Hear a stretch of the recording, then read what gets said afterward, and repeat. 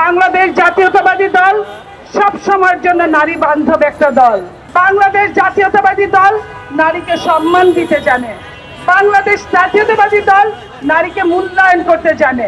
2026 সালে নারীদের প্রতিপাদ্য বিষয় হচ্ছে গিফট টু গেইন। সফলতার জন্য যে আপনারা আমাদেরকে দিবেন, কতটুকু আমরা পেয়েছি।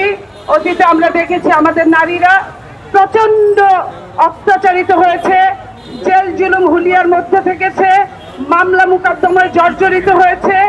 আজকে বাংলাদেশ জাতীয়তাবাদী দল রাষ্ট্রীয় ক্ষমতায় অধিগ্রহণ করেছে, রাষ্ট্রীয় ক্ষমতার দায়িত্ব গ্রহণ করেছে।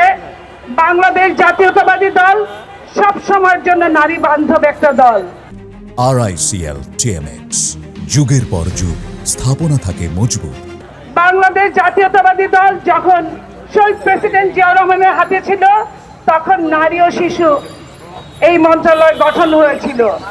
যখন দেশনেত্রী বেগম খালেদা জিয়ার হাতে ছিলেন, তখন বিনামূল্যে শিক্ষা নারীদের জন্য সমতা, নারীদের জন্য চাকরির ব্যবস্থা করেছিল।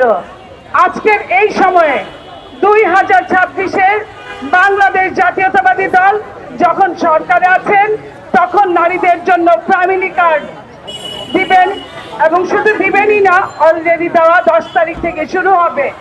সেই নারীদেরকে প্রত্যন্ত অঞ্চলের নারী, কেন্দ্র থেকে প্রান্ত পর্যন্ত নারীদেরকে সম্মানে অধিষ্ঠিত করেছেন যে একটা সংসারের প্রকৃত কর্ত্রী হচ্ছে নারী।